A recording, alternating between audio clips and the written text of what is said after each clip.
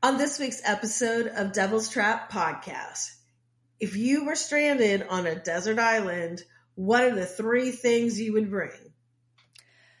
I would bring TLC's waterfalls, rosemary beads, and salt. Let's do this.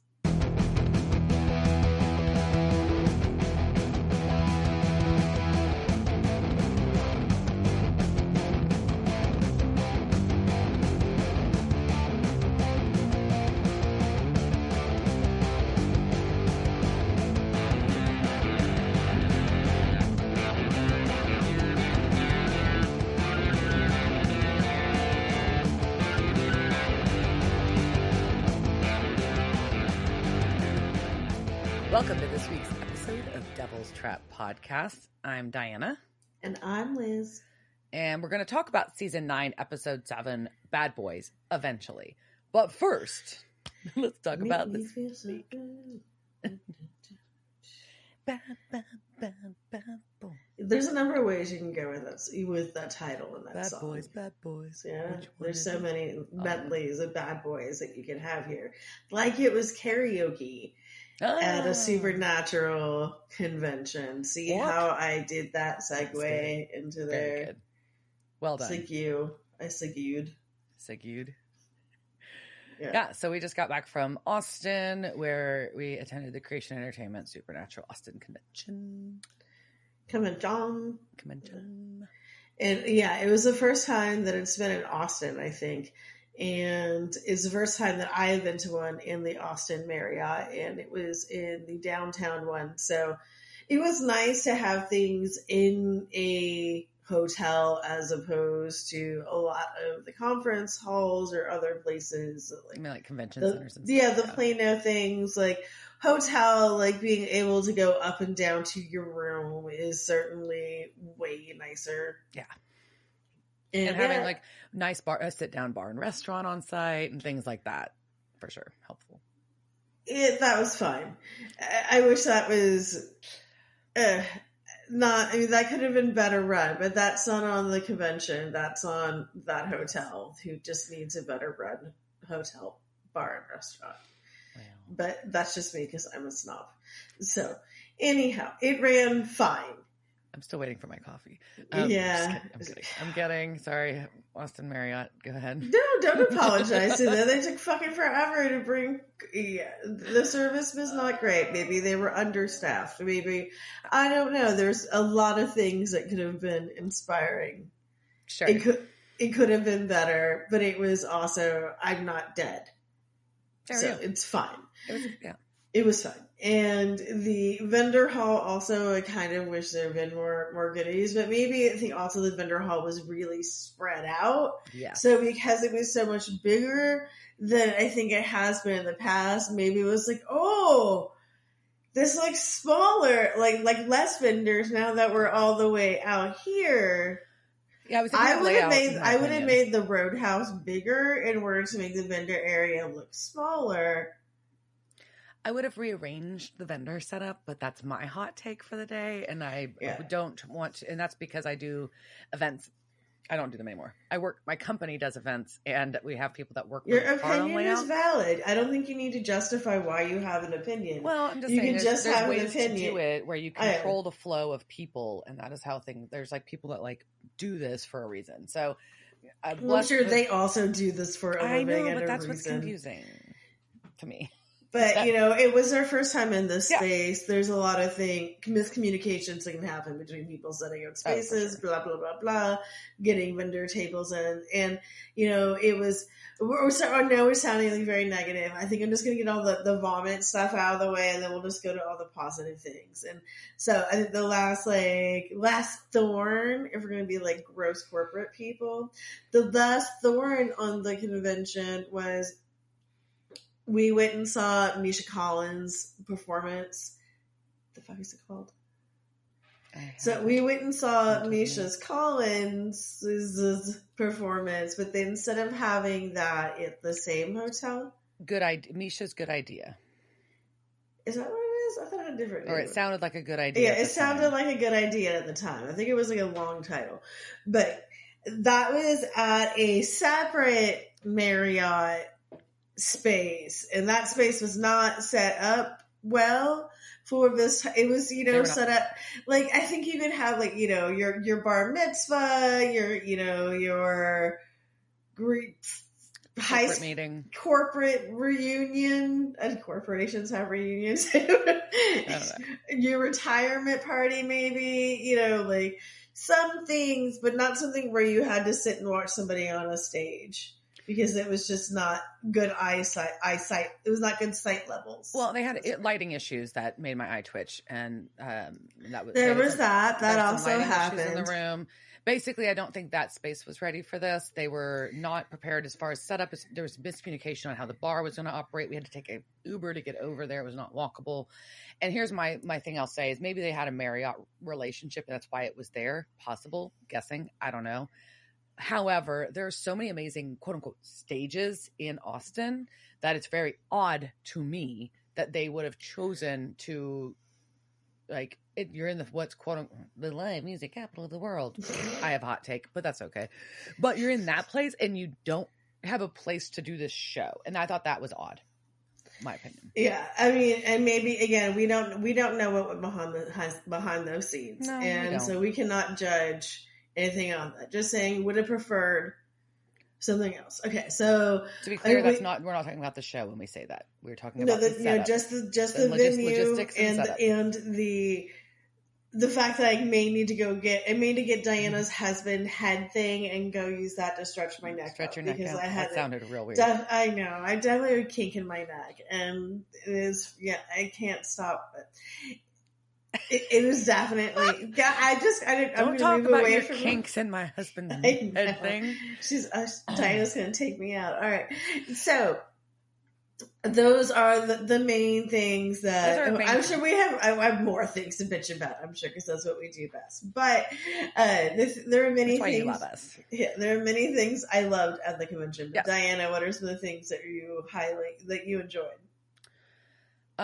So, I mean, I'm going to talk about things we did straight up then. I mean, yeah, I'm going to go right in. I just want to say that I find DJ Qualls to be a delightful human being. And I very much enjoyed, not only we did, I don't know what it was even called. It was the karaoke after party. Yeah. Whatever. That, and then watching him speak on Saturday. Like, I don't know, and just watching him interact with fans. When he was signing stuff, I just think he is a good human, and that's my hot take of the things that made me happy and very much enjoyed. The other thing I think I would share that's way more general is I'll get a little cheesy, is I enjoyed seeing the level of fandom and dedication until it gets weird. But I enjoyed overall seeing the level of fandom that is so, into the show. And I think that's cool. Other than when it gets real weird. And I won't talk say anything about that.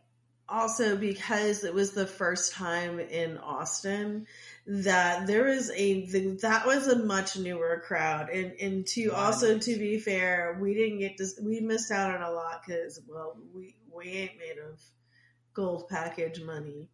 But, there was just a number of people who were first time goers to the con. And a lot of it was because it was in Austin. So I think that was neat. I saw a lot of dudes that were there that weren't there just because they were being dragged by their girlfriends. That was really nice. I thought that was a nice blend. I mean, I think everybody had a really good time, which is always a good thing. Yeah, I mean, I think when I was talking about people really enjoying it, I think one of the cool things, there was, like you said, there was a ton of newbies, and we've been to a few. We're not like the con warriors like some of these people, but there was we were talking to a couple of young ladies that were at the bar later on Friday night when we were ready to go to bed. And by that, I mean, we had had some cocktails. What? But I don't know what you're talking about. We're a little tipsy. Mainly just because I don't remember most of Friday, so it's fine. I don't know what you're talking about. Well, what was interesting is we were talking to them about what makes them come to these. And it was our friend with the TARDIS backpack. Anyways, and she was saying that the people that she started coming to the cons years ago. And as much as she enjoys the con activities, she's really there to see her friends because they all met at cons years and years and years ago. And this is their annual meetup. They pick a con and they go to this, and that's when they see all their friends. And I thought that was really neat because it highlights it's not just necessarily about watching the stars or the actors speak all the time. A lot of it was the camaraderie that they've built because of the fandom, where it's not even like they're not just talking about that. They're talking about life. They're anyways, I thought that was neat. The friendships that were forged, if you will. Yeah, no, the SVN family and, the con family that's around that con is huge. And it's, it reminded me of like car clubs. It reminded me of car club stuff. It reminded me of car club stuff. It's car club. It's anybody who's sort of subculture around something that they love. Yeah. And it's cool. Something that, they bonded together, that maybe there was nobody else in their town who liked this, or, whatever, or they sit in their Discord and talk about this all the time. This is, when they get to meet up, Well, I think we saw there was a lot of people who came from like out of the country. So there's a lot of international visitors. So that, and a lot of those people weren't there just for friends. A lot of those people were there just because they love Supernatural that much. Well, and I think we saw more of that this time. I think there's a mixture of both. So if you're ever on the line about going, like you can, if you don't know anybody, you can still go and you can meet people, and you will be, you can be as involved as you want to be involved. Let's put it that way, or as much as you want to pay to be involved. Yeah, and I think there was a lot of like further travelers at this one than the ones we've been to before. So yeah, it seemed so. That's that. So talk about what else we did. So we went to, obviously we made it to we had a lovely dinner that ran really long, and then we went to karaoke a little later than planned. But yeah, it's always kind of a gamble if we're gonna do a dinner that's gonna be alcohol heavy before going fancy to events, and we went to a fancy restaurant. Yeah. And then I don't know why they let us in fancy restaurants, but that fancy restaurant took their sweet ass time moving through our fucking courses, which were maybe they were slightly complicated, but they weren't even the mains. Y'all was just slow. Yeah. Well, I feel like it was the mains that took eternity. Everything else was fine, and we're like, we gotta fucking leave. And they're like, oh, well, we get your mains right out. I'm like, where the fuck? You're the one that made us order all at once. Anyways, but yeah, so I never say it's like if I want to. I don't know. I think it's. I don't know. Are you holding on them? I don't think you're holding on my dishes. I don't think that's what's happening. But anyways, so we had a lot to So we pre-gamed before we got to the pre-game before dinner, and then we continued the game at dinner. Before dinner, we may have. Yeah, I'm just now remembering like what we before dinner. What happened? Girl, we had a tiki drink and walked a bottle of rosé back to our room before dinner. We did, sure did. It was So we were feeling good, until the next day. But we made it to the end of karaoke and then got to go to have a cocktail and hang out with Mr. Qualls. That was very exciting. Mr. Qualls and 20 of our closest friends. And it was really great. I somehow ended up sitting next to him. You did. And then, like, the conversation would die. And you're like, I hate silence, God damn it. But fine, somebody answer this. Yeah. So, because everybody was just, like, sitting there. And we're like, fine, I'll talk. I'll ask questions. Let's fucking go. So we pay for this shit. Like, entertain me, monkey. Cocktail. I'm just kidding, Mr. Qualls. I do not mean entertain. But I feel like there was several questions about his fiance because we're all we all know he's the most beautiful, one of the most beautiful vampires that has been around. So, so that was really great, and that went really long and late. And so we did not get to bed until too late. Way too late for our old asses after starting drinking really early. Yeah, that is way too long for me to not have like switched to water or something. And then we got up the next morning and everything hurt. And then I ended up stealing about like a bunch of biscuits from the restaurant. That's awesome. The biscuits were delicious. Okay, I paid for the biscuits, and then they wouldn't come to give me a box, so I just put the biscuits in my purse. Like you do. Like you do. I don't know where else I was supposed to put the biscuits. So I mean, there you go. They were so good though, y'all. Like even though y'all were slow, your biscuits were fucking like on point. They were so good. But so then the morning started, and we missed kind of some of the morning jibber jabber. But we missed some of Spates and Benedict's banter. I think it was we got in. Well, it was them and Matt Cohen. Yeah, and so we saw that. Most of theirs we saw, and were there is deep this big in the thing story. going about Fingergate, and so that's a thing that happened. Fingergate. So, and Adam Rose is involved in Fingergate. We know this. Everybody comes to Austin and apparently fingered, but Matt Cohen is missing part of a finger, and it's Adam Rose's fault. Is the long story short? Yeah. So, and also, I kind of like. I don't know. They kept talking about they were so excited to go eat Texas barbecue and drink red wine. And I do understand that those things go together. But if I go eat barbecue, I'm probably having fucking beer or whiskey, not red wine, brah. And I said brah about it. That's how I felt about it. Yeah, that's a choice. That's a choice you make. I mean, sometimes it's appropriate. We had some amazing dinner, like barbecue dinners with wines. Yes. But, also beers. So anyways, so that was the first thing that we saw, and then it went right into, it was Misha next? I forget. No, it was the ladies were next. Oh, you're right. It was our wonderful women were immediately following, and so that was Lisa Berry, Brianna Buckmaster, Kim Rhodes, and Sam Smith. And they were delightful as always. I think delightful is this word that we may be overusing during this, but it's okay. They were super fun to watch. Yeah, they were those questions like fun. Champs. They did. Is this where we talk about the Q&A? I just think I'm going to throw out. It's fascinating that one of the very common Q&A questions is, if you were on a desert island, what 3 things would you take? Also, it's fascinating that... Or ice cream. Or, what flavor ice cream would you be? Or if you could only have one ice cream again, what would it be? Those are the 2 questions we heard throughout the day for multiple things. On the desert island one, it was fascinating because we've heard it like multiple times in the day at some point. Okay, to be specific, the question is, if you were stranded on a desert island with 3 items, what items would they be? And I have seen this question asked at numerous cons and for different fandoms and for different altogether genres, from punk rock musicians to, I don't know, to whatever thing. But what a person is... I've heard it like a shitty icebreaker. But for some reason, when you were on a stage, you forget that you ever heard that question and have no idea what the fuck it means, and go either you purposely go off on a tangent about what is going on with this island and how you're getting there and all the other questions, or my theory, which I know is the accurate one, is that we are living in a simulation and that is a glitch within the code.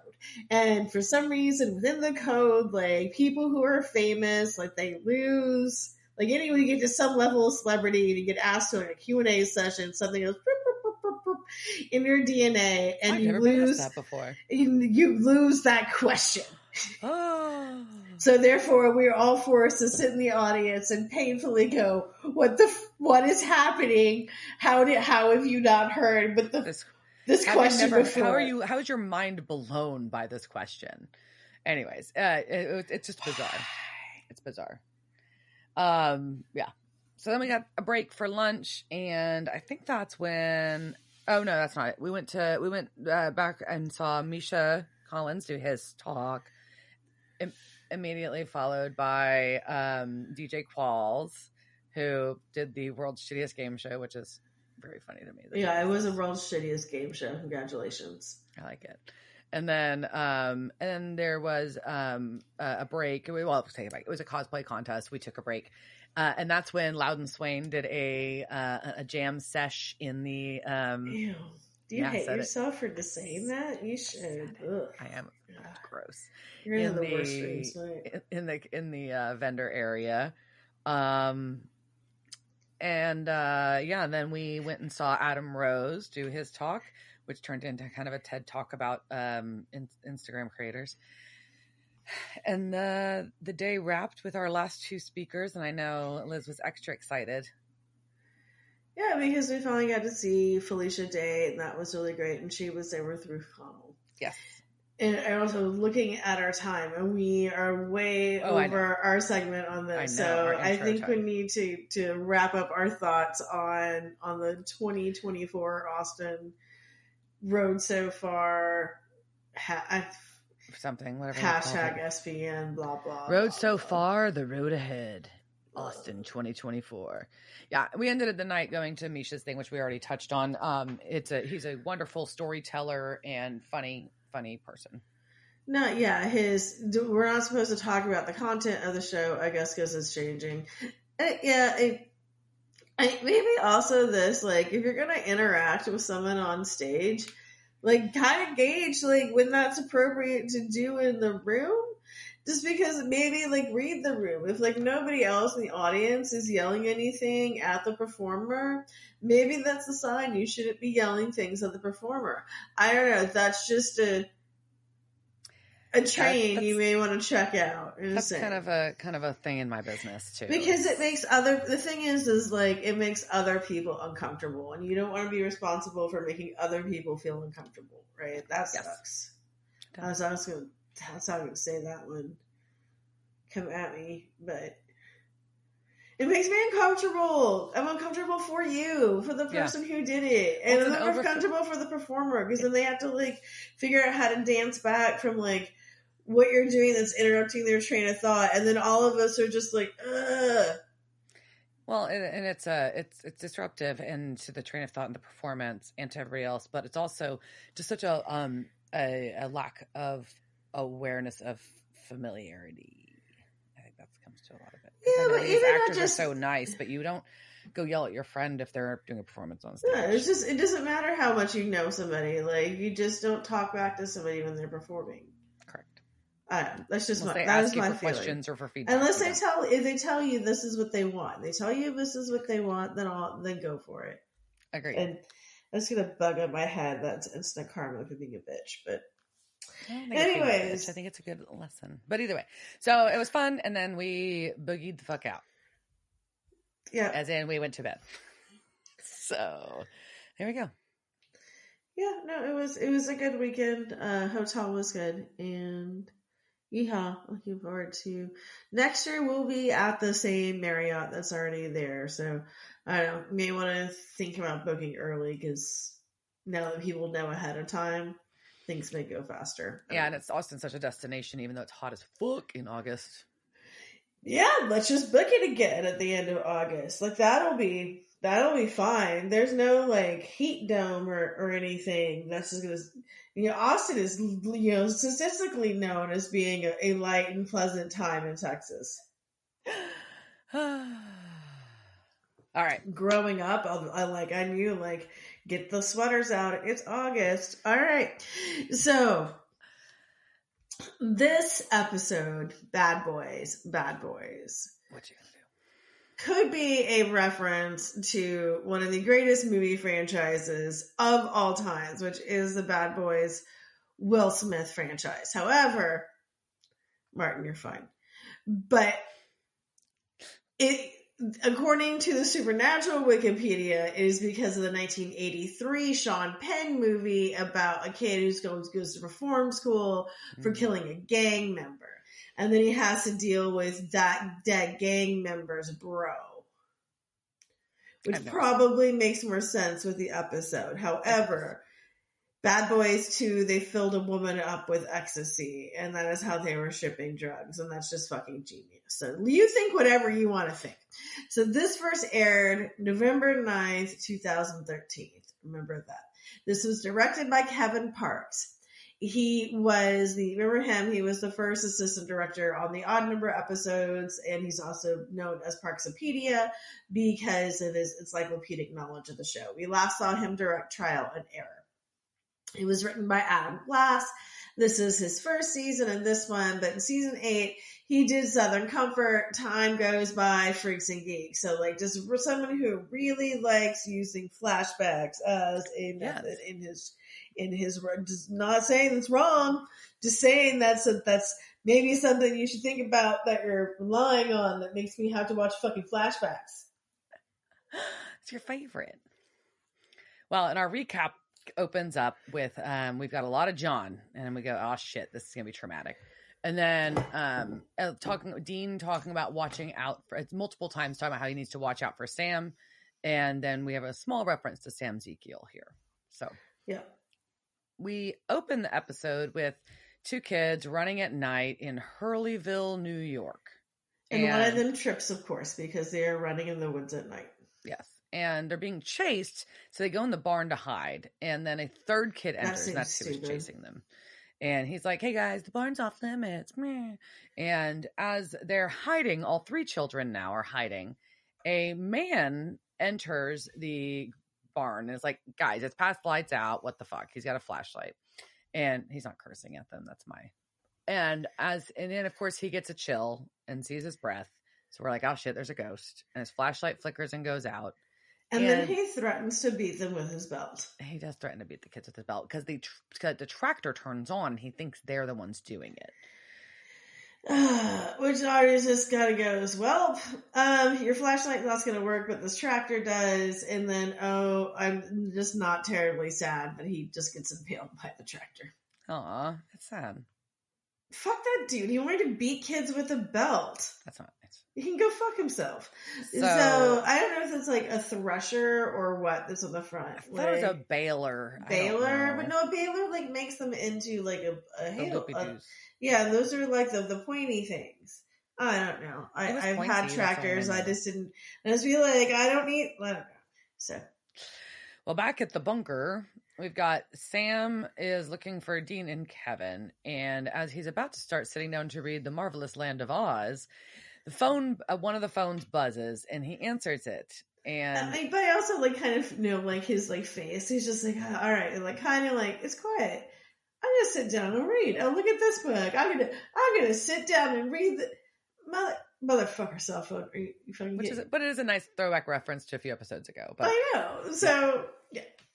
And Dean enters, and it's Sonny calling for D-Dog. Well, Sam at first is like, no, there's no D-Dog here, which I think is stupid because his brother's name is Dean. And even if you don't know him as D-Dog, I would make the reasonable assumption that it might be him. That it could be for Dean and not just go to because he was starting to hang up the phone. Yeah. And Dean grabs it. And then, so he talks to Sonny, and then Dean reminds Sam about when they were children, and Dad was on a rougarou hunt in upstate New York. And apparently John and Dean conspired to lie to Sam and sent him to stay with Bobby for a couple months because Dean had lost their food money gambling and got busted stealing food from the store, so got sent to a boys' home, aka a boys' farm. Yeah. So, and there's a number of things that are like here. So one is that in season 4, it has been stated in that season, Dean said he didn't know what a rougarou was. So we clearly here saying, what a rougarou was. Like, how far are you taking your lie? We don't know that. So don't lie to your kids because this is what happens. Or what else happens is that one of your parents dies and the other one is losing their goddamn mind, and then your child who's left behind has no idea what is reality anymore and what's just the shit that you made up. So don't lie to your kids because then they're just going to think they were off, lost on a hunt and you were really at a reform school. So. Okay. Same. I have a thing about lying to your children. But anyway, so he gets put in fucking reform school for stealing food. Yes. And apparently Sonny also knew that they were hunters and has a case for them. So Dean awkwardly asks Sam, trying to talk to Ezekiel, if they're good with going to the Catskills. Is everybody okay? And Sam's like, what the fuck? Like, I'm everybody. I don't know what is wrong with you? Yeah. And one of the ongoing questions now is Sam's going to ask throughout this episode, starts here, is why did they lie to him? And Dean just lays back on, it was Dad's idea. I was 16. And the story became the story. Yeah. This is what happens with those family lies. And again, it's fuck things up in the end. Yeah. So we go to Sonny's home for boys, which is noted by the elegant wooden sign outside. That is very lovingly crafted. Shows like Amish craftsmanship, I think. Sure. And the house was also used in season 4, episode 3, the beginning. It was the Wiltshire farm then. So, okay. Well, and Sam's like still questioning. He's like, wait, Dad knew you were here for like 2 months and just like left you here? And he's like, yeah. And he's like, no, it's not Dad's fault. It's fine. He left him there to teach him a lesson. John Winchester, you piece of shit father. So. And there's a kid watching them pull up from upstairs. And it's a little boy from earlier. And he's just adorable with his little nerdy glasses and his little action figure. And so they go to the door, and this woman answers it, and she asks if they're prison buddies of Sonny's. But she makes them take their shoes off and lets them in. And she also has like a large cross on, just like super huge. And she calls their shoes roach stompers.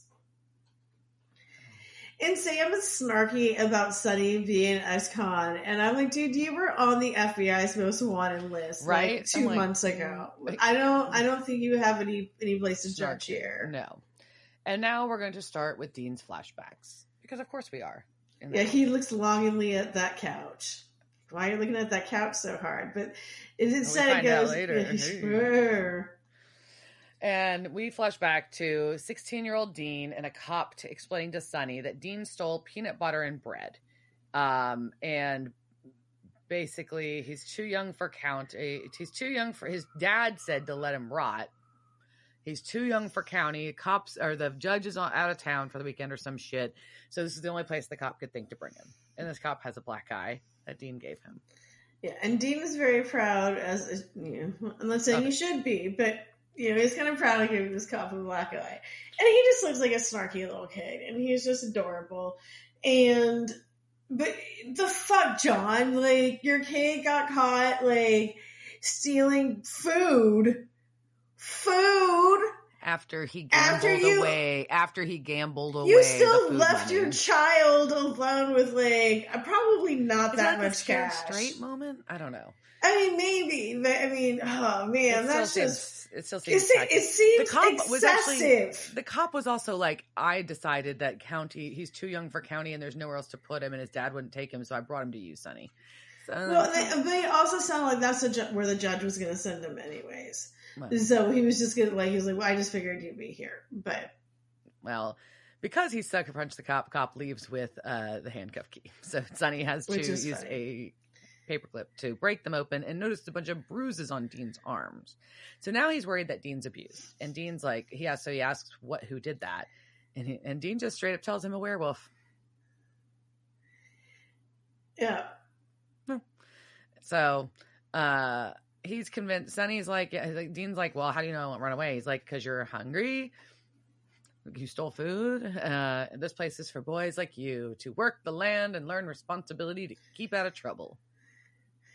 So this is where we're going to end our first flashback. And I think we know it's not going to be the last we're going to see in this. So we need to orient ourselves into all these different places that we're going to be traveling today. So we're going to play a game that I am calling Past, Present, and Present. Oh, God. Yeah. So I'm going to ask you about a thing that has happened, and you're going to have to tell me if it has happened in past, which is in 1995 when the flashbacks take place. Okay. If it is in present past, which is 2013, which is the present when this aired, or if it's the present, which would be sometime around now, like 2023 or 2024. Okay, let's try this. Oof. All right. So your first question, number 1. New Kids on the Block have the package tour. Past. That is actually present past. No, you're right. That was present past. They were on a break in 1995, and in the present, they were doing the Summer Magic Tour. Okay, question number 2. Bill Gates was worth $12.9 billion. Present. Sadly, that was a past. In the present past, he was worth $72 billion, and in the present, he is worth $104 billion. Question number 3.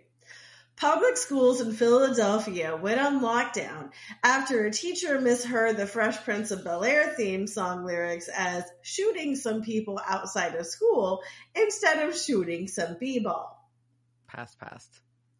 That was present past. It happened in 2013. Yeah. Lord. Question number 4. You like how I'm marking moments in time in history? It makes me feel old, and B, also, did she live under a rock? Yeah, but I feel like I'm pulling, the pivotal moments of our times. Okay, question number 4. Speaking of pivotal moments, Reese Witherspoon is arrested after her then husband was driving in the wrong lane. As she got out of the car against the officer's orders and was put in handcuffs, she said, "Do you know my name?" According to the police report. You're about to find out who I am. Present past. That was present past. She was briefly jailed and later pled to no contest and paid a small fine and court costs. Just things that mainly rich people can say, but also just don't do when you're getting arrested. Do you know my name? I just hope she went super southern when she did. Yeah, I hope it was Sweet Home Alabama level of just you're about to find out who I am, Clarence. All right. So, question number 5. Kid and Play disbanded. Oh, that has to go past. That was past. That happened in 1995. But in question number 6, Kid and Play the Aretha Franklin Amphitheater in Detroit. Present past. That is present. That is actually happening August 30th, and they're playing with Rakim, Slick Rick, and some other people. That's right. They did a summer tour recently. They did reunite for that. I've met Kid before. No, or is it Play? I don't know which one you met. Tall hair. He lives in Texas. He lives in Dallas. He does a lot of radio stuff and things. Question number 7. Jerry Only and Doyle reformed the Misfits with Michael Graves as the singer. That's past, right? With Michael Graves? That was past. That was 1995. Question number 8. TLC has Video of the Year at the VMAs. Well, I mean, it has to be past. Correct. That was 1995 with Waterfalls. But number 9, Crazy Sexy Cool, the TLC story, their biopic is released. When did that happen? Present past. It did happen in present past. Even though Lisa Left Eye passed away in 2002. Yes. Which is why there is no question number 10, because I then went down a Lisa Left Eye rabbit hole, reading about where she was when she died, all the things she was doing. Because sometimes you just forget what happened to Lisa Left. And then I, of course, had to read about, what did she do when she set those things on fire? Oh yeah, he really did have that coming. That's right. Did this dovetail into an Aaliyah thing too, or not yet? No, I didn't go into Aaliyah. I really was spending more time with the Mia story, with the Mia from the Gets thing. So. Okay. Well, there we go. There we go. So that was the past, present, and present. I didn't do great, so we'll leave that alone. Well, that's because time travel is stupid. But now that we have clearly set the mode for the mood for when they're in the past, what was happening? If they went to that dance, Waterfalls would probably be chasing us a slow dance. It's amazing. Can someone AI that one for me? Okay. So, Sonny, we're back to the present past, and here comes Sonny now with the ponytail, and Sam is like, "Oh, I see, sir, you also have longish hair." Yeah. And there's hugs and blah, blah, blah. And he's like, hey, the farm's barely standing anymore because they're incarcerating instead of working on, rehabilitation. So either way, he's like, hey, Ruth, you need to go check on the boys' chores while we sit and talk. And so Sonny tells them what happened with the broken down trailer ran over Jack. And he doesn't believe in the mumbo jumbo, but there's been weird stuff lately with lights flickering, doors opening and closing, and scratching sounds in the walls. So yeah, I didn't believe anything until that ghost started touching my junk in the middle of the night, and I was like, woo-wee! And then now I was just like, I need to call D-Dog. Gotta call D-Dog. So Dean's gonna go check out the barn while Sam searches the house. And while Sam is in the bunk room, which I guess there's a room for all the boys to sleep in, he notices one of the beds has little sigils carved into the wood. Okay, one, they're just fucking pentagrams, which any teenage boy has carved into. Like, one probably had an anarchy A on it, and the other one had the pentagram on it. Also, did they get extra small furniture so that Jared Padalecki looked extra huge as he was standing next to it? Because he looked like he was standing next to fucking doll furniture. Just like no boy, growing teenage child could sleep. This was a growing Dean Winchester. The kid that grows him to be a 6 foot, like, I know he's not Moose, but he's still, like, a very tall man. That's funny. Anyways. Well, he peels back the name tapes until he finds Dean's name. Okay, also, that name tape has just been there for... That's really weird. Why would you just keep sticking tapes over it? Why would they not remove them? But and then now I'm just like, now you've ruined those other kids' legacies. Like, what if, like, the third one that you peeled off, like, Tommy, like, or whatever the fuck his name was. What about the kid that's sleeping in the bed now? His name's gone. Like, what his is, like, why'd you take on, am I getting kicked out? Like, what's happening? Am I going to prison? Now that kid's gonna get scared. Like, what the fuck did you do, Sam? I don't know, so but there's weird. some You weird never think about anybody at yourself, Winchesters. All right, so yes, but then something comes flying across the room, and his response is to pull his knife and go run in the room where Ruth is praying. Ruth's doing full on. She's got her rosary out. She's not doing the rosary, but she's praying with the rosary in her hand, and he scares the bejesus out of her. No pun intended, but I'll take it. With running into her room with a knife, and she is praying for them and for the ghost that haunts the farm to leave. Okay, but clearly that's not worked until now, but she's going to try. Anyways, then we go to Dean in the barn. Yeah, and there is this tractor with the front thing on it. It's not sexy. Covered in blood, and the wall covered in blood, because no one's cleaned up the blood, apparently. It's just still there. Well, I mean, the crime scene has been cleared and just left with, like, the blood everywhere. Like, no one hosed it off. I'm just saying. No one got a hose. No. And he does his... And you know why that shit would be covered in flies and, like, you don't leave blood out in the country. There's, like, coyotes are there. Like, it's just, things are not turned. Like, you are getting actual horror film now. And it's just the horror film of rats. Yeah. It's disgusting. So he pulls his EMF reader out for a minute, but then he hears a noise, and it's our little kid with glasses again. And so he finds in the back room this kid, and he says he's fighting monsters with Bruce the Monster Smasher, which is his action figure that he carries around. I collaborate evil. His name is Timmy. Yeah. And Timmy, you're a little tiny boy. And Dean teaches him how to shake hands properly. He gives him shit about his handshake, and everyone should don't shake hands like a putz. And then Dean asks him about what happened with Jack, and he's like, "Yeah, he yelled a lot, and then the room got real cold, and now I have to go do my chores." He literally says nothing, and Dean's like, "Okay, that's fine." Yeah. So back in the house, Ruth has a story for Sam.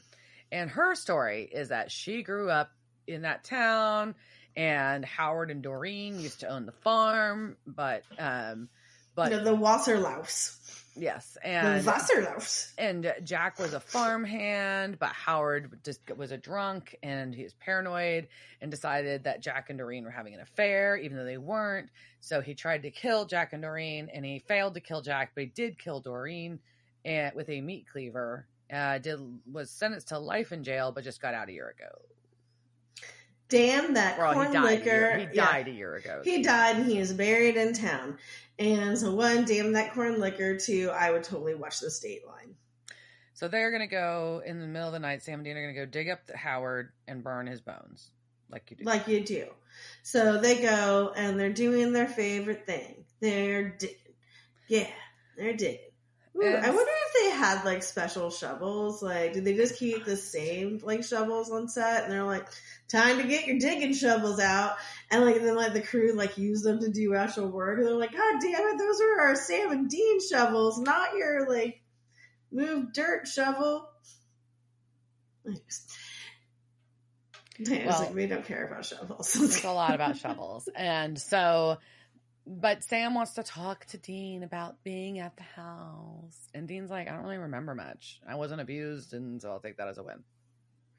And frankly, you know, what, after we know about reform, you know, the reform schools and all of these things, all the stuff that's come out recently, Dean did get off. Yeah, he got off pretty good. He didn't get off. That's the good news. We don't know like him and Robin did. Like, I mean, so he, you know, he didn't get bad touch. He never said he didn't get good touch. He did say he didn't get bad touch. So, right. I mean, I think he did all right. But then we cut to our housekeeper doing some self-care. Ruth is taking a lovely bath listening to some opera. She is chilling. And she's just draped her rosary across the middle of the sink for no fucking reason. Yeah. And of course, just a weird place to like hang it. But apparently she has it with her like all the time. I don't know. I know. It's just like, if she cares about it, like it seems like that's, I don't know. Anyways. Well, we got lights flicker, it gets cold, and... But she can't see because she just put a cloth over her head, so she can't tell the lights are going off. Right. Or she also now cannot hear the shower curtain going down because she has a cloth on her eyes, so she can't hear that. Well, then it falls on her face, and then it like tightens on her face, so it gets held down. And Sonny hears something about like her yelling. We got Ave Maria is blaring, and it's somehow the door's locked, so he can't get in to help her. And she's kind of trying to scream, but the radio kind of covers up, and she's dead. So apparently this didn't work. The burning of Howard's bones. But we're going to get a Cuss's place, and I want to eat at Cuss's. I know. Sam and Dean are going to eat at Cuss's. It's the best banana pancakes you ever had. So, and that makes Dean flashback again. So that's where Sonny took Dean after he had been there for a month and had done well. And apparently Sonny was able to get Dean's charges dropped, but was unable to find John. But he shares He's also like, dude, are you fucking Oliver? Like, you were, once again, like, you were stealing, be a better thief. You're gonna get caught stealing something. Be better than fucking peanut butter and jelly. Also, your dad, I think he also has the same opinion of why the fuck can't we find John? What now? John is just, fuck you, John Winchester. But he's like, you're doing good in school. You made the wrestling team. I'm proud of you. And you can tell that meant a lot to Dean. It did. But also, are you into the occult and do you like Satan? Are you a heavy metal fan because of the things you carved into the bedpost? Are you playing Dungeons and Dragons? What the fuck? Also, what the fuck is up with all the salt on my floor? I like that Dean's like, it's a long story and the salt's a family thing. Okay. The family that is he cleaning up the salt every morning? like this, like every night before he goes to bed? Is he like, go lay down my salt line, and then like wakes up extra early to like sweep it up? I don't know. What is the salt routine? I don't know. I don't think that 16-year-old boy, no matter how huntery he is cleaning up salt every morning. I also think that carving those things into his bed don't do anything. I think he just was being a 16-year-old boy and carving cool shit. So, anyways, he also has to, his punishment is listening to a Gangs Are Bad lecture. It is. He's like, Sonny's got to share about him being in a gang. It was like family to him, and he got 15 years in prison for it, for being loyal to them, and he should have been loyal to himself. But then Robin shows up, and that's his waitress. And then we go from the past present to the present past. And Robin is the waitress to them, to the present past. And she doesn't seem to recognize Dean. So she doesn't remember every name and face that came through the boys' house. And so many boys passed through there. Ooh, Robin. And she used, Mom used to do guitar lessons at the house, and now she does them. Cool. And so Dean's going to sneak out. He's like, no pancakes. No pancakes for Dean. He's going to sneak out, and the phone rings at Sonny. So they have to go back to the house, where the coroner is leaving. And Sonny is very distraught because he was trying to save Ruth, but the door wouldn't open because it was locked. No, it wasn't locked. There are no locks on the farm. That also makes me uncomfortable. And her Rosemary. He cannot find her. He cannot find her. But you know what? I actually have. He can't find Ruth's rosemary beads also written down. So both of us, for some reason, did not say rosary and said rosemary beads. So damn you, simulation, for cutting off that one thing in my head too. So, anyways, they split up like they do again. So Dean's gonna go talk to the boys, and Sam's gonna go look at the records in the office. And Dean quickly finds the two boys that were being chased by Timmy at the beginning, bullying Timmy. And anyways. Yeah, and the kids are like, unless you're a cop, we don't need to tell you anything. And look, kid, even if he is a cop, you still know how to tell him anything.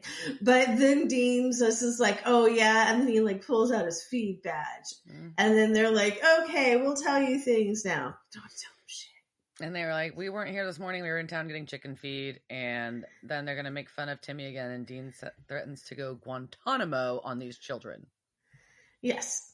We also learned that Ruth was the warden, a Bible-thumping hard ass, which is also the title of my next sex tape. Bible-thumping hard ass?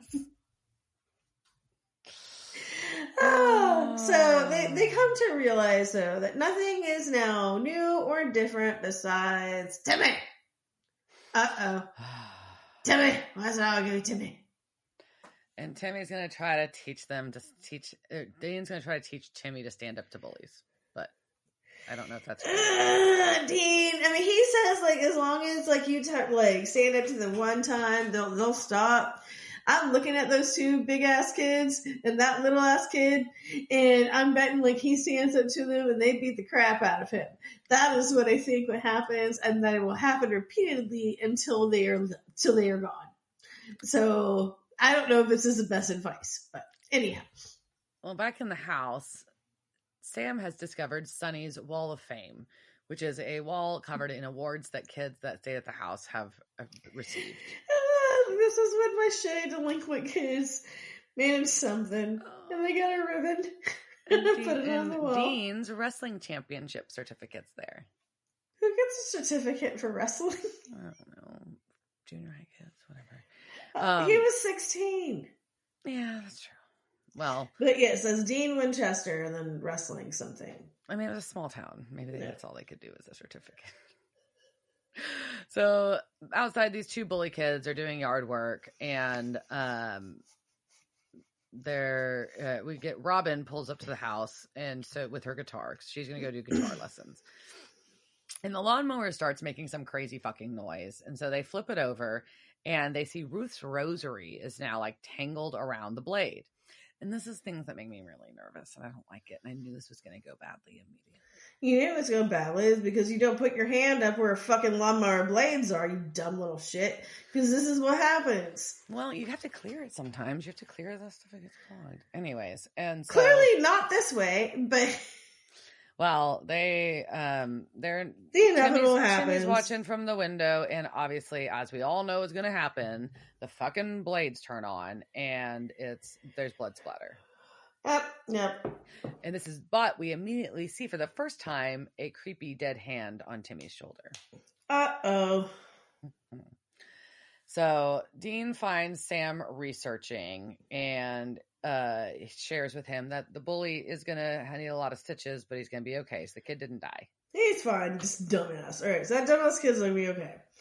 Yes. But Sam has found Timmy's file, and he was found in an abandoned building, and no one knows how long he was there or how he got there.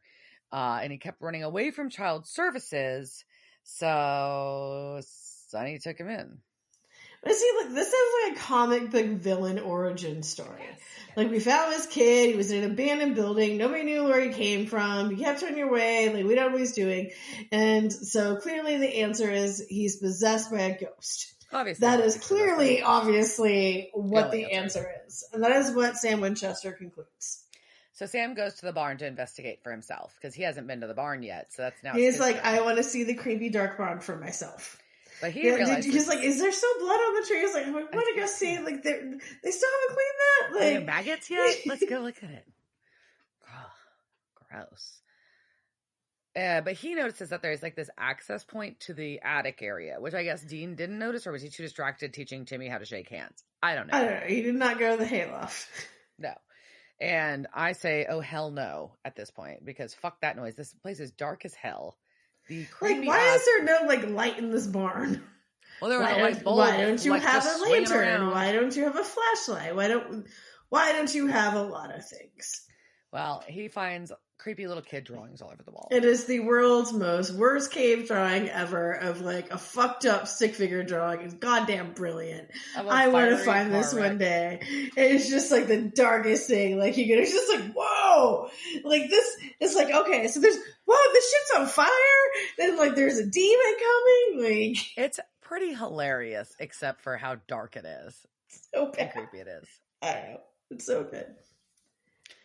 Back in the house, Dean has found Robin playing guitar, and he is flashback, of course. And it's Robin and Dean sitting on the sofa, and she's asking what his dad does, and he moves around a lot, and he doesn't want to go into his dad's business. He doesn't like it, but dad expects him to follow in his footsteps. Interesting. And she can relate because her mom wants her to follow in footsteps and take over the diner, and that's not happening. So she wants to be a photographer and see the world. Yeah. And Dean just is like, I want to be a rock star because I am a perpetual child, or a mechanic. Because I like cars. Cars are cool as hell. Yeah. And fixing them is like a puzzle. And then when they leave, you're not responsible for them anymore, which I think also says something about Dean's personality. I used to say that about my job all the time. Like, why I would rather be a consultant and then, like, work inside somebody's company. Because once I come in and I tell you what's wrong and I leave, it's up to you whether or not you fix it. That's not my problem. Well, what's interesting is she kisses him and he kind of freezes up. And she asks if he's kissed many girls and they need to keep practicing. Yeah, that little hussy wants to keep practicing, so they make out and they go back to present past. Yeah. And it's almost time for Timmy's guitar lesson. And so Dean says, you've got to cancel that. We need to get out of here. There's no time to explain. Trust me.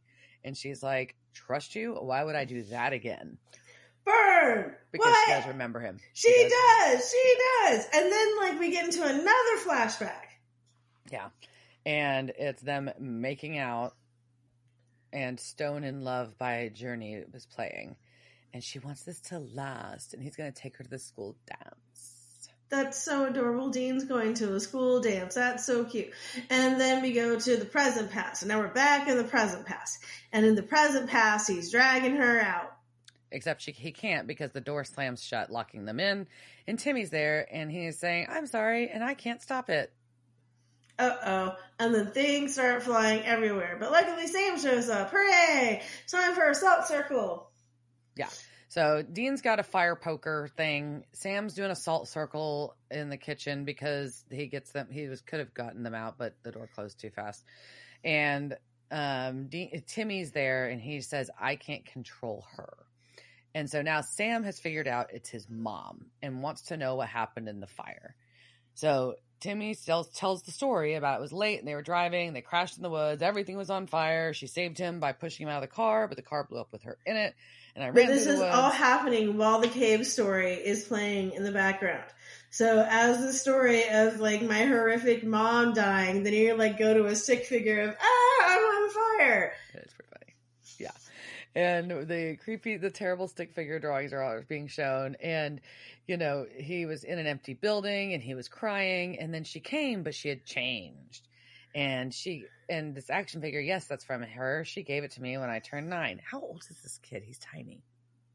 He just looks like he was a very tiny child. So Sam they take his action figure, they take Bruce, and then we see the mom ghost flicker into view, and she's attacking Sam. Dean hits her with the fire poker and is able to grab the action figure. Timmy's upset.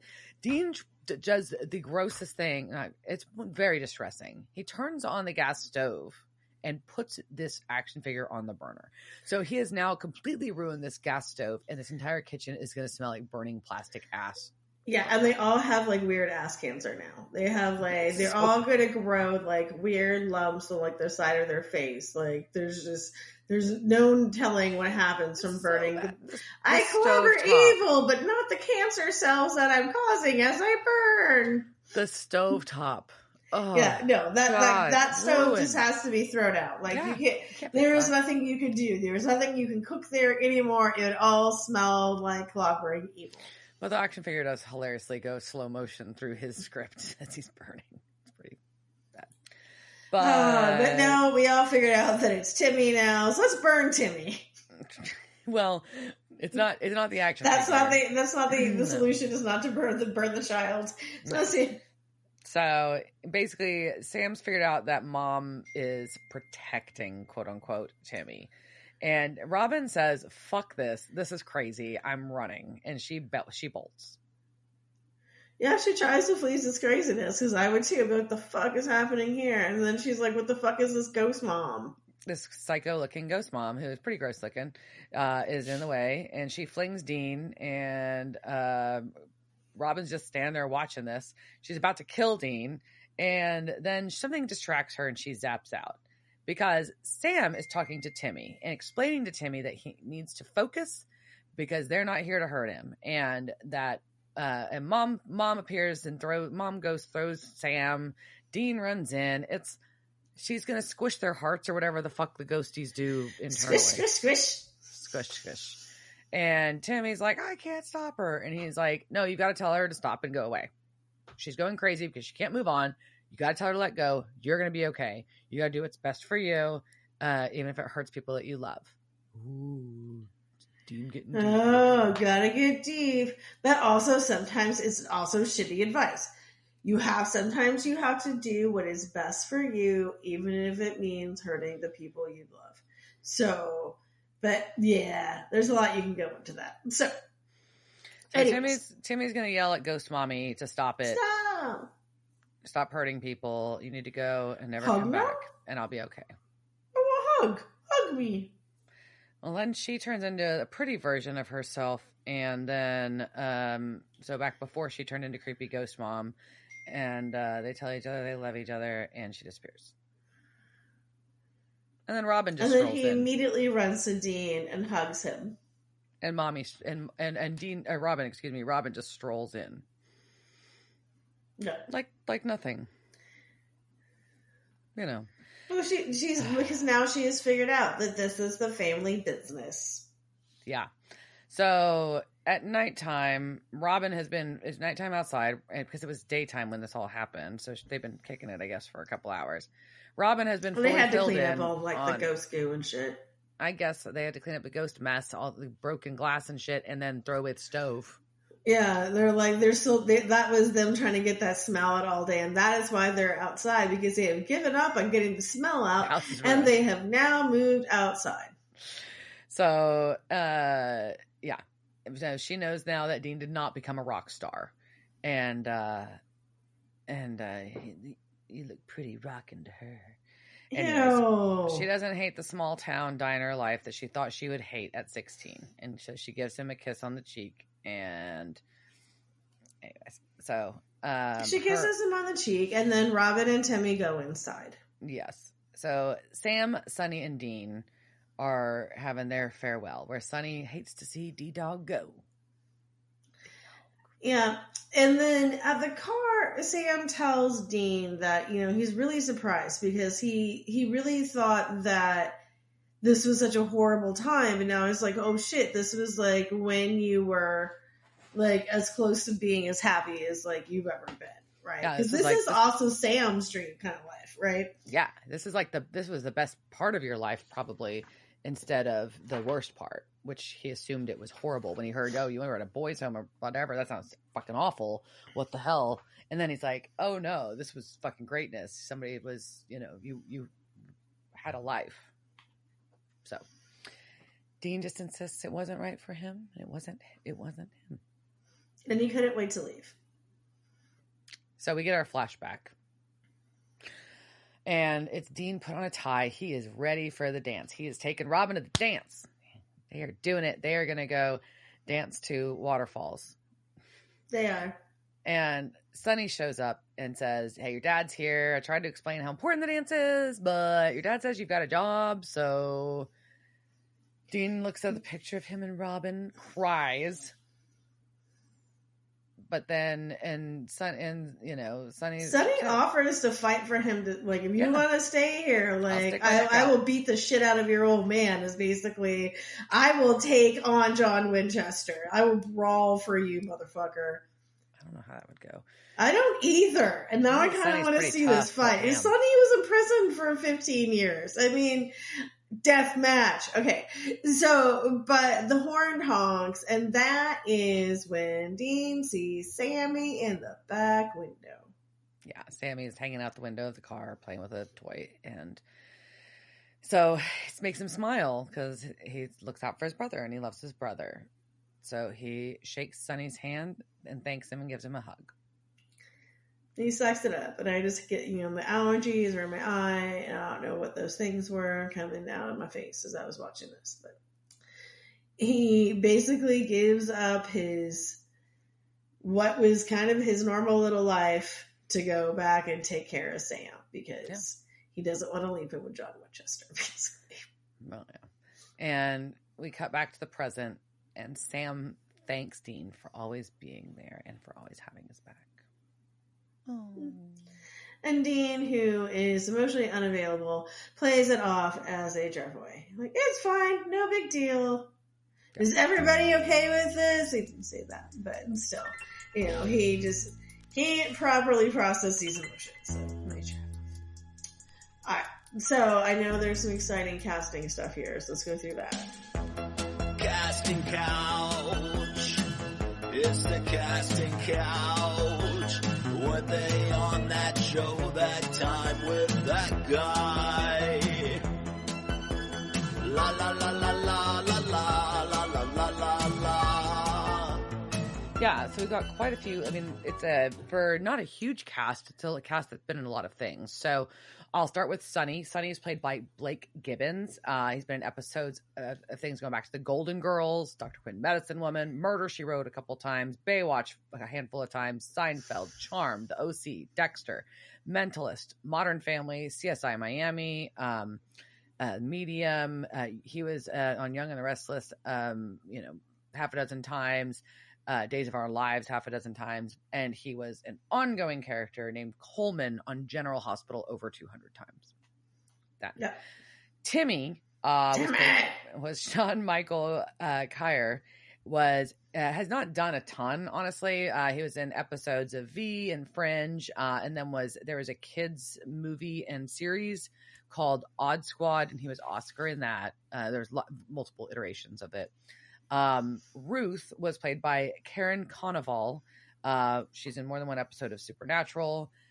She was in episodes of 21 Jump Street a few times, Outer Limits, Stargate SG-1, 4400, True Calling a couple times, The L Word, Tin Man multiple times, Fringe, Arrow, iZombie, Bates Motel, Lucifer, Magicians, X-Files multiple times, Supergirl, Charmed, and Big Sky a few times as well. She was also Aggie in Scooby-Doo 2, Sally in the movie 2012, Mrs. Irvine in Diary of a Wimpy Kid. She was Maurice in all of the Planet of the Apes movies, basically Rise of, Dawn of, War for, and Kingdom of. She was Anna in Step It Up All In, and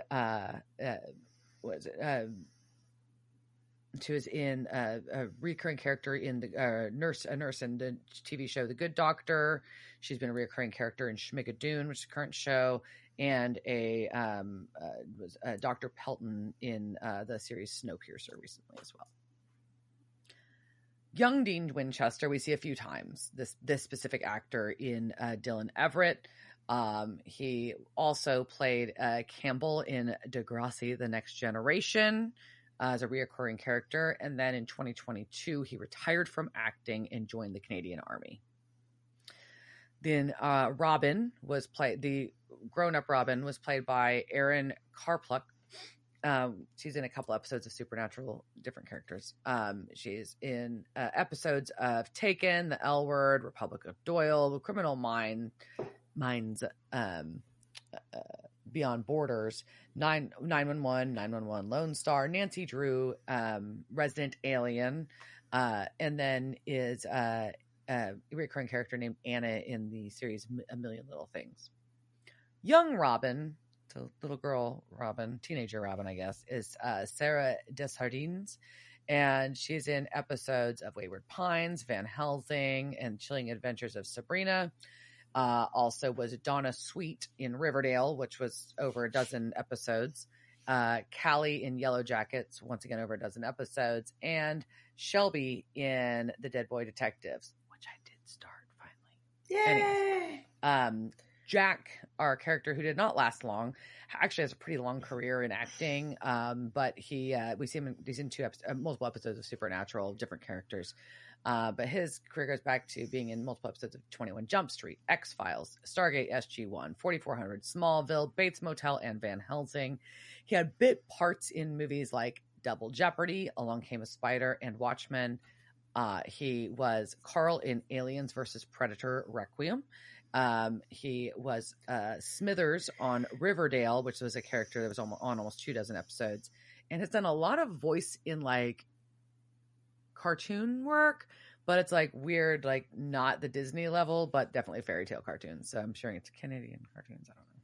And then our young Sam was played by Hunter Dillon. This was his debut acting role. He's been also episodes of Wayward Pines. He was young Peter in To All the Boys I've Loved Before, and was the branding boy in Deadpool 2. And Timmy's mom. Okay, so the ghost of Timmy's mom was played by two actors, and that was Alika Altred and also Jennifer Oklasuik. And so it took 3 hours to apply the ghost makeup to Alika each day, and then 3 hours to take it off. And so that's why they had two different actors playing. That might make sense. I saw they had two. Yeah. There we go. It's a long time. Yeah.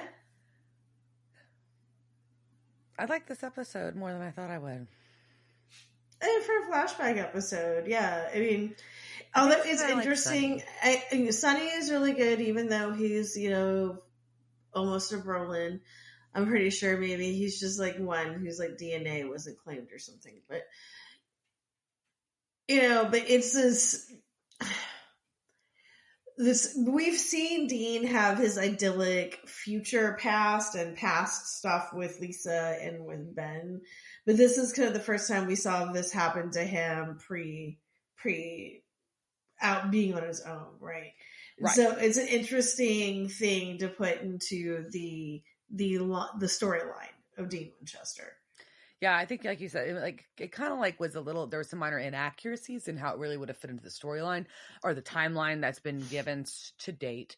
But I also felt like it was really important. I think it really highlighted the relationship, but I also think it was a good character development. I think it was revealed a facet that we hadn't really explored in the character, and also just like I said, I thought it was like a cool level of depth to add in.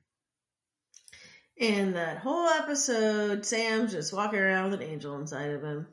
And we don't even no sign of it. Nothing happens. Nope. So this whole time, there's a whole other being is just inside Sam. And we just, beyond that first awkward thing in the beginning, just like a brain worm. We just don't know it's there.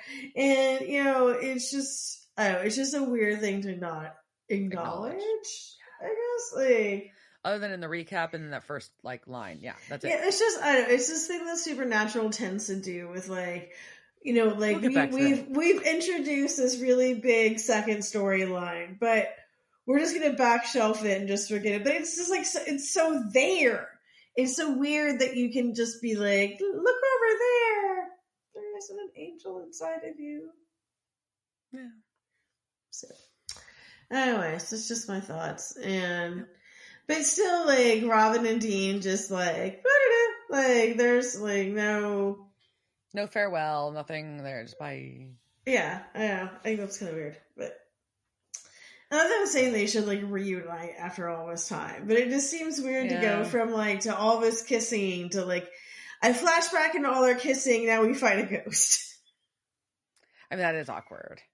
That's probably not very romantic. And then goodbye, right? And so how do you it's like we found that? A ghost. By the way, my entire life has been a lie, and I'm not a mechanic. I fight monsters. So I'm glad you enjoy your diner and your guitar lessons at the boys' home. Sorry I didn't get those pancakes. Sorry I didn't get to take you to the dance. We didn't get to dance to Waterfalls. Yeah. All right. Or probably Eminem. I don't know. Maybe one or two. I don't know what's happening in 1995. Like, I know I so. You're like, that's not then. I know it was then. Okay, anyways. All right. On that note. Cheers, Jack. Cheers, bitch. Devil's Trap Podcast is a Don't Get It production. Meow. Devil's Trap Podcast is part of the Ship It Studios Podcast Network. Thanks for listening to this week's episode of Devil's Trap Podcast. You can follow us on Instagram at Devil's Trap Podcast, Twitter at Devil's Trap Pod, or you can email us at devilstrap@devilstrappodcast.com. Don't forget to subscribe, leave reviews, and share with all your friends. We're at all your favorite podcast outlets and at devilstrappodcast.com. I'm Babe. Thanks for tuning in, and we'll see you next time.